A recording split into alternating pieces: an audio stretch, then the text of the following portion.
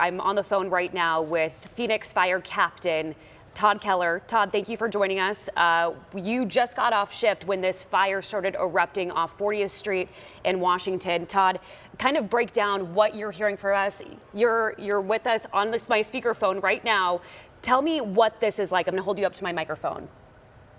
So absolutely. What you said is everything's right. It's a propane storage facility.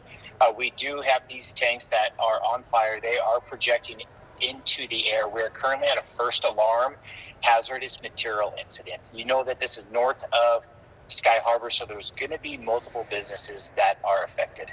And what about any flights? There's concern for travelers. What does that look like? Anything that you can anticipate?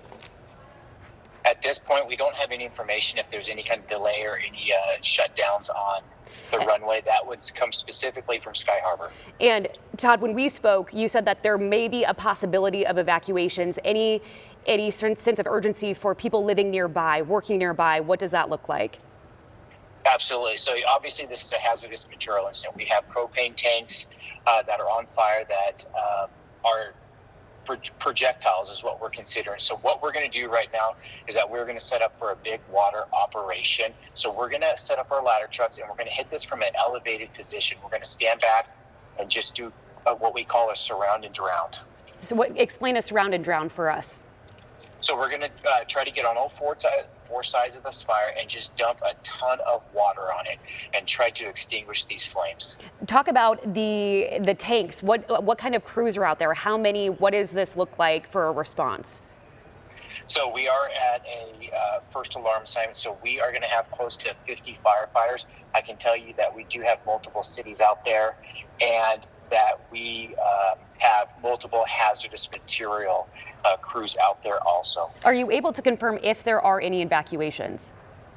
At this point, I do not have any information on that. And then you mentioned projectiles.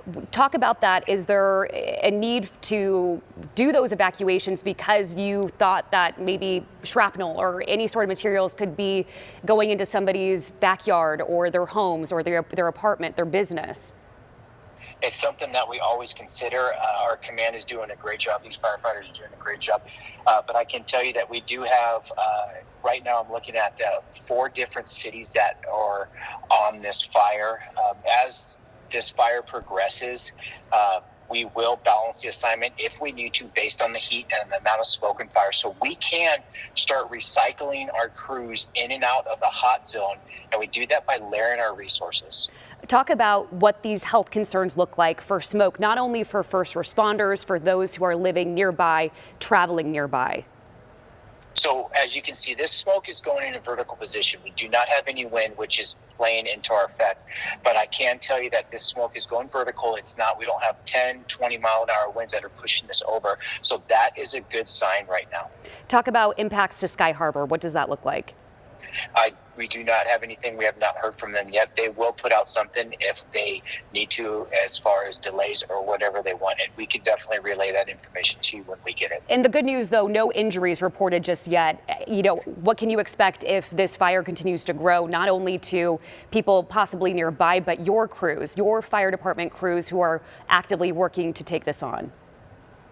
That's a great question. So we're currently at a first alarm. We potentially go to second alarm and third alarm.